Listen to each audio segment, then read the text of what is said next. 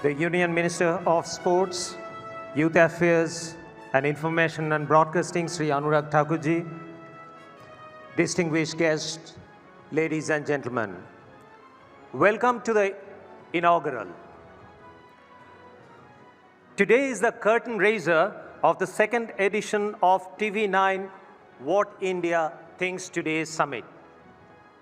Over the next 2 days, we will be hosting several international thought leaders and cabinet ministers and industry captains discussing India's next big leap in the arena of geoeconomics and geopolitics.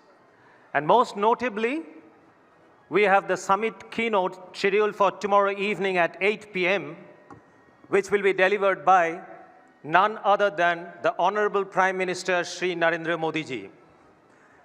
But this evening, we are here to celebrate the curtain raiser with a subject very close to my heart. I must mention that this evening is going to be special because apart from glamour and glitz, it will be an evening of gravitas. You must have already spotted in the hall many well-known faces from the world of sports and entertainment. They are here tonight for a purpose. They are here tonight to discuss a bold vision for India, not as an economic or military power, but as a soft power. Our deliberations this evening will focus on the idea of soft power for hard gains. So what's soft power? A phrase used extensively these days. The American political scientist Joseph Nye defines soft power as a country's ability to influence others through attraction and persuasion rather than coercion and force. As he says, seduction is always more effective than coercion.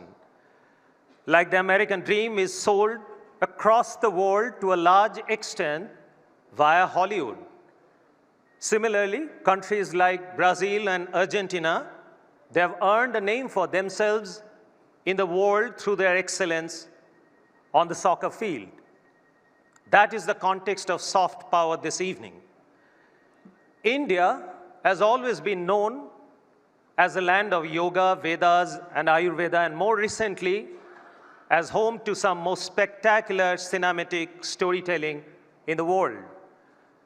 The home of Bollywood, but of late also Sandalwood, Collywood, Tollywood, all hail Nattu Nattu. At the same time, our prowess as a sporting nation is on the rise.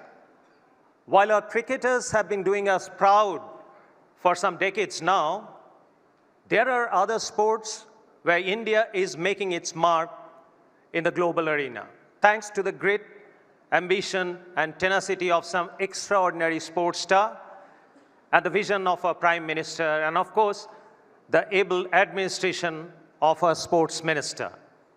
Badminton, tennis, shooting, wrestling, boxing, athletics are some such sports. Thank you, Anurag ji. Now, as India rises in the global pecking order, earning a place for itself at the high table, there is immense opportunity for India to add to this heft through excellence in sports, movies, and music. After all, the perception of India is the sum of how the world sees us. If we as a country create more winners, like powerful cerebral content and winning champions, then we can rise faster in the world order. We can make greater hard gains, be it trade of goods or services. Let us not forget that in 2016, when Israel and Palestine agreed to give peace a chance, it was at the behest of celebrities like Roger Waters of Pink Floyd, John Bon Jovi, and Cristiano Ronaldo. The peace may not have lasted, but people-to-people goodwill remains a far better alternative to bombs and guns. This evening, Over several conversations, we'll hear policymakers, celebrities, sports champions, and brand gurus develop a roadmap to further burnish brand India. Of course, no evening like this one can be complete without some celebrations. So therefore, tonight we will also be honoring a few extraordinary men and women from the world of sports and entertainment with TV9 Network's Nakshatra Samman Awards. So ladies and gentlemen, we have an exciting evening ahead of us. Let's kickstart it right away. Thank you once again for being us here. Namaskar.